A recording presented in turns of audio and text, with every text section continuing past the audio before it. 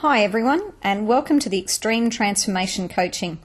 By now you should have received your initial instructions for the You Differ series you'll be receiving, as well as the butt kicking essentials to start to put into practice more than theory. I use that word practice, which means actually doing what's been said. So for example, when you get the sin sheet attributes, it's tried on the way you would try on different clothing. There are certain attributes, the first one being charitable, that we look at what's written and then utilize that as a practice for the next few days until you get the next attribute. So for any decision you have to make, if you thought, if I were going to make this decision by being charitable, how would I then be being? And that's the choice of words. How would I then be being? That's our power, how we choose to be. You guys are all the pioneers in the Extreme Transformation Coaching that have all joined on in this last month. This has been a new program, so therefore you're all very dear to my heart, as well as will be guaranteed that we get the results that we're going to set out to throughout the next 12 months. Some of you will achieve much sooner, some of you may take a bit longer, depending on what those goals and dreams are.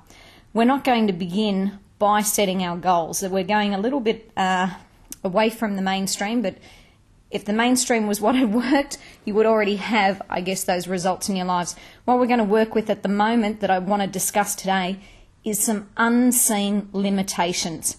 I'd rather work with what we've not yet identified or do not see or notice as our obstacles. However, we're getting the results that show that we do have those difficulties in our lives, be it in our financial area, be it in our relationship area, be it in our health area, whichever part that is being impacted, because there is no one area of our life, if there's an inconsistency, that it doesn't eventually then flow into other areas. Now, most of you will know, however there will be a few that don't, that I am presently pregnant and fortunately I'm flowing through this very easily at the moment, except seem to be experiencing the shortness of breath. So if you hear me huffing and puffing a few times, don't think, oh my God, Rosie's really gotten unfit. It seems to be the only side effect, and as you all know, I try to get a lot in with as few words as possible. Now, with this program, as I said, I'm quite excited. Even one of the girls that worked for me the last 12 months, JC, who no longer works for me, has actually put her money where her mouth is and joined up as well herself. So that should speak as a bit of a testimonial, someone that I've had influence over for the last 6 months that has has chosen to, fork out of their own pocket to make sure that they continue to get the results that they were previously getting.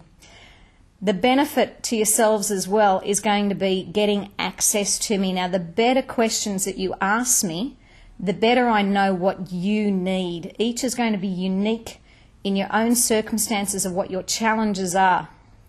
Now, trust me, having worked in this industry for such a lengthy period of time and worked with so many people that were immersed in their own difficulties, however, not seeing that they were the creators of this, myself included, that's probably the most challenging aspect on our path to success, is seeing where we're part of a problem that we're recreating. And especially when we're all answering going, hey, but I don't want this.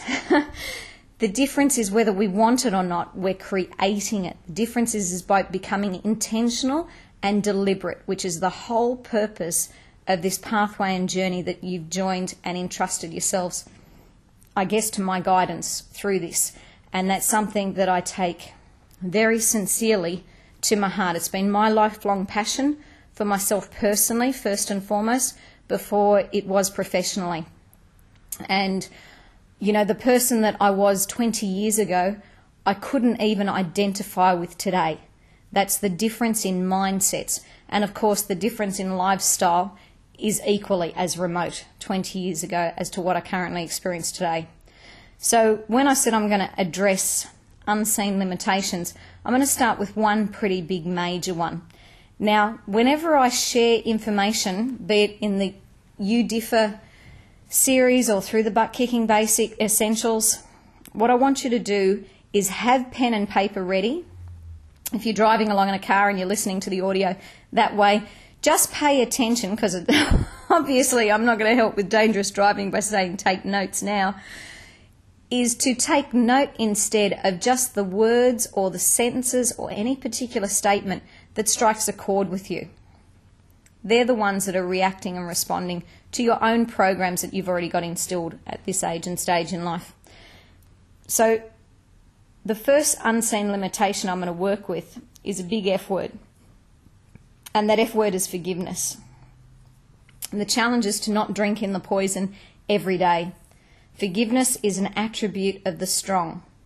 It's the weak who cannot forgive.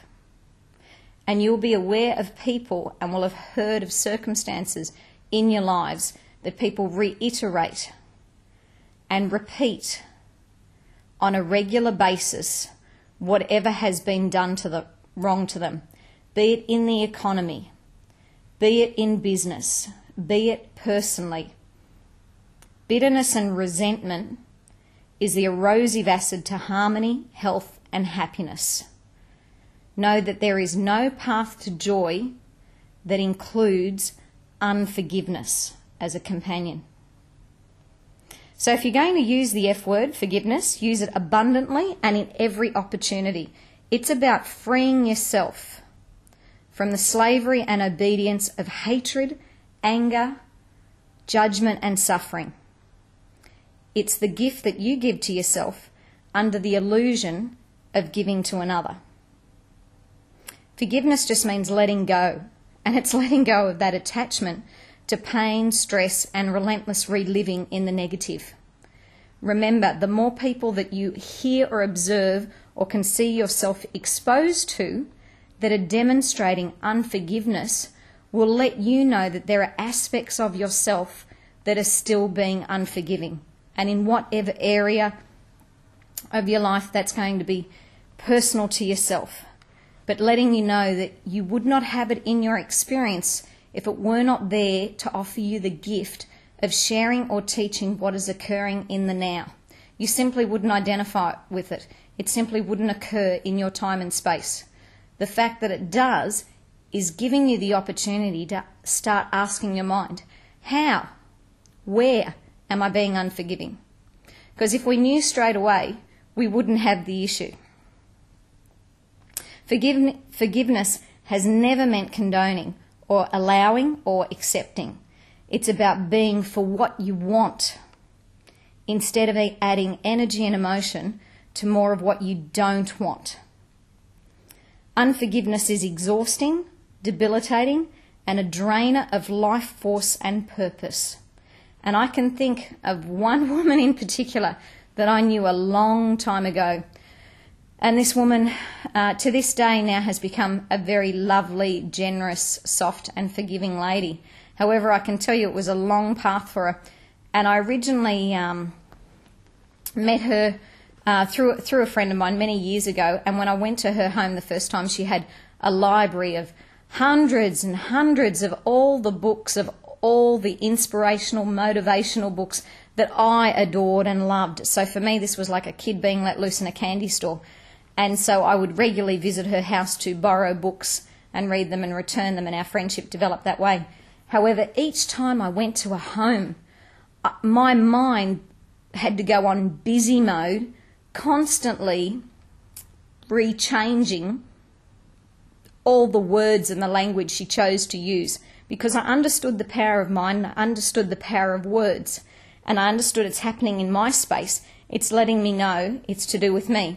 However, I wasn't ready to deal with the it's to do with me. So I thought what I'll do is I'll just stop myself accepting her negativity and bitterness and anger for whatever situation, whatever person.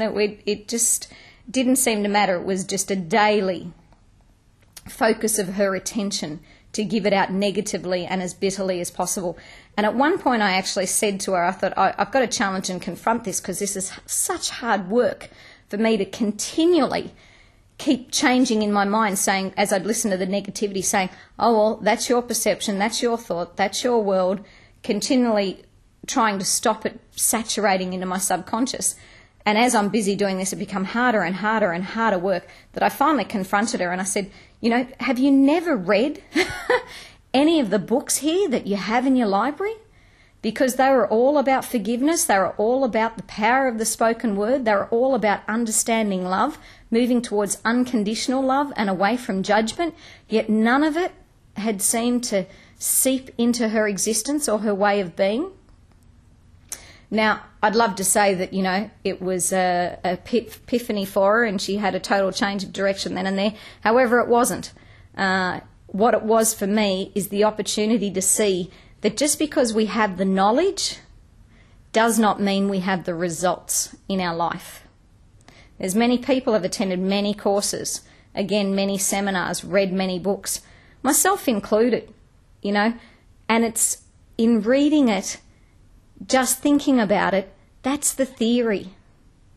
The theory needs to be put to the test. So with everything you receive during this Xtreme Transformation Coaching Program, please, the challenge is not to let it remain in the stratosphere of theory. If it comes in your inbox, put it into a space where you can regularly review it. This is about you. This is about your results that you're going to get. And if it's just staying there in your inbox and it's just a thought that's quickly read over and gone, oh yeah, and moved on, it's not going to have a huge impact in your life. It's sort of, I talk about nutrition at times as well, and I can tell you the best food to eat. I can go and get it all for you. I can chop it up and sit it down in front of you. You'll get the results from what you actually do, what you actually consume.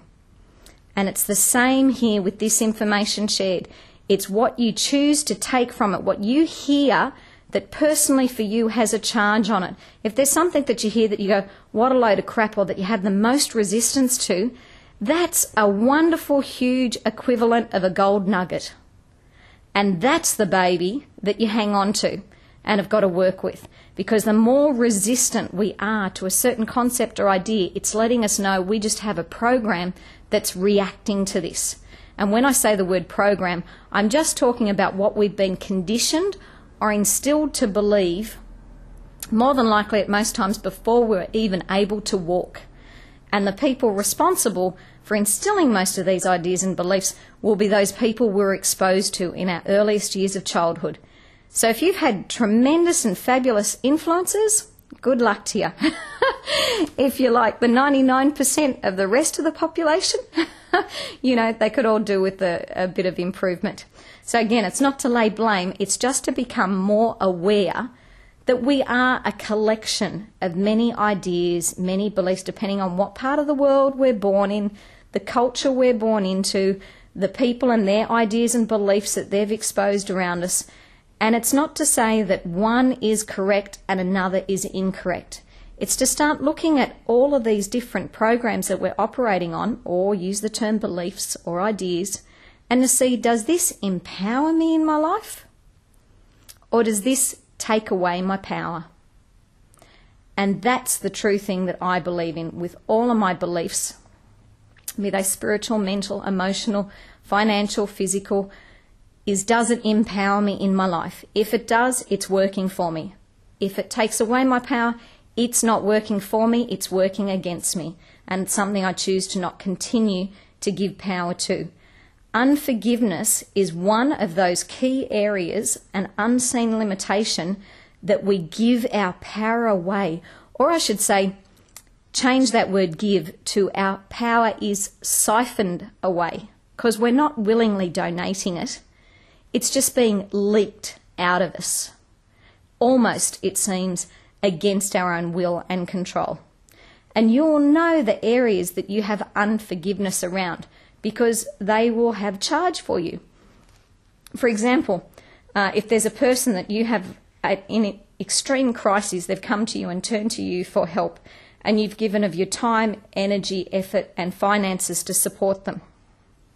And they've utilised and used all of that you've given them.